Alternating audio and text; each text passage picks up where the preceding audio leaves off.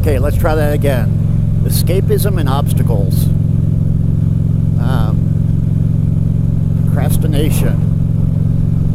It's amazing the things that we can come up with to keep ourselves from doing the things that we want to do or things we need to do. We employ so many tools of rationalization and procrastination that we create the obstacles for ourselves, and some of it's just a way to escape. So we're not having to face the fears of doing something outside of our comfort zone.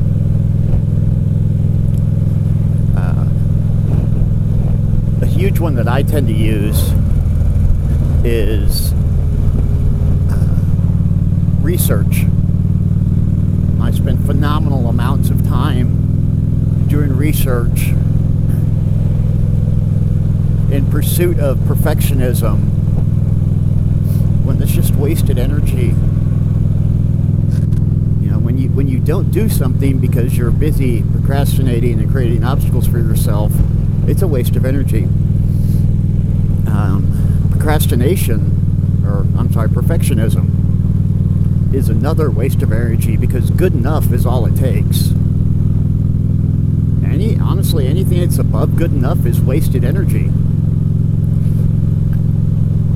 Why do you need to be perfect when good enough has gotten the job done? Now, there's different definitions of good enough. But wherever that definition is what good enough is. And perfectionism doesn't matter at that point, because you've already achieved the goal. So that's something to keep in mind as you go through your journey of life. You know, that applies to jobs, relationships, school papers.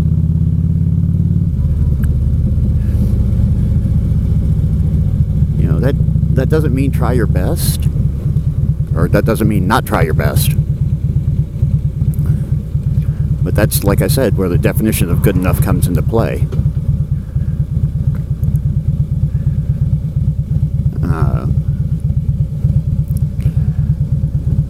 But procrastination, whatever form it takes, is horrible for getting things done. I have found with people who claim that they're deadline oriented, who just procrastinate till they have to do something. This goes right along with what I always say about the change only happens when the pain of where you're at overcomes the fear of where you're going. And waiting till the deadline is, you were comfortable with where you were at, and now you have a deadline, and suddenly that fear is greater than the pain of losing that comfort level.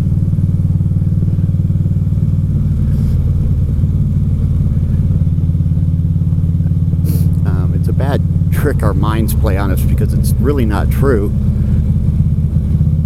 Had you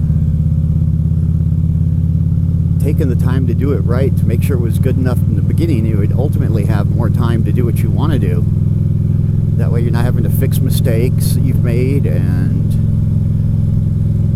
go back and do the things that you forgot to do, and redo things because they were hastily done.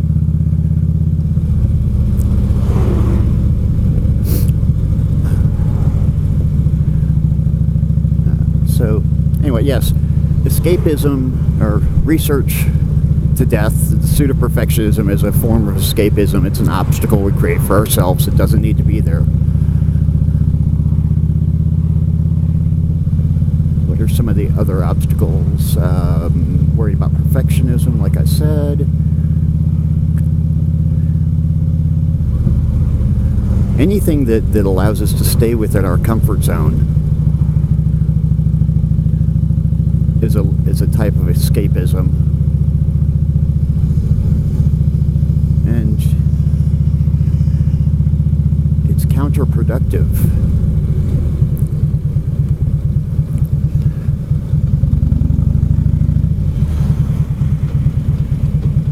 So, yeah, I had this great whole monologue the other day, and the camera died. I didn't get it. It's very frustrating.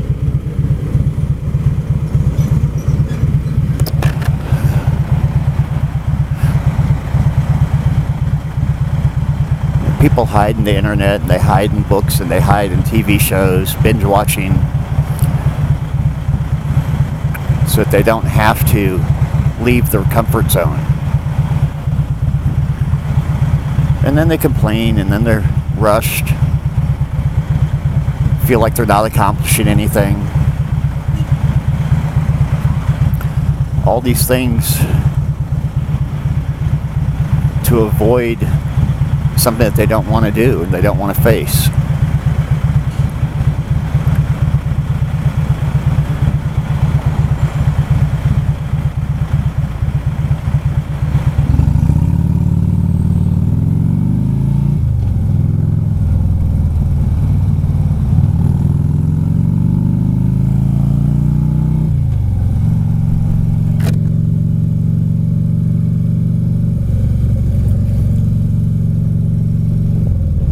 One way to deal with that is to do self-imposed deadlines.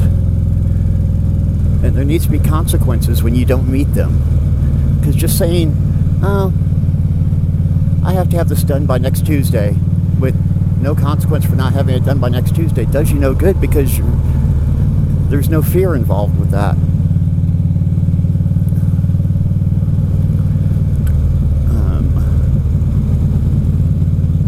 You know, if you can tie it to a reward, so you're afraid of losing your reward if you don't do it.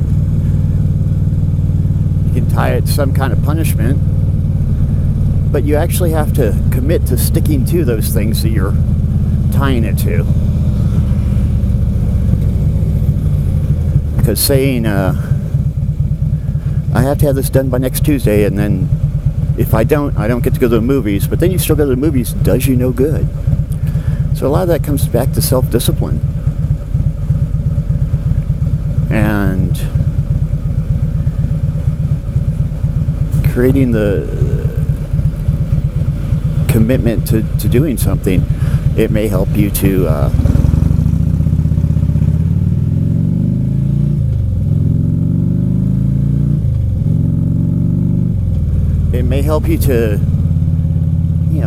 be disappointed in yourself if you don't accomplish it. I know a lot of people who struggle with, they're worried about someone else being disappointed in them, but they don't care if they disappoint themselves. You know, that's not good. It's self-esteem issues. Of course, they can then disappoint themselves, and then it affects their self-esteem even worse. And so you have to know yourself, and you have to balance what's right for you, however that plays out. And whatever motivator you can come up with that doesn't do more damage.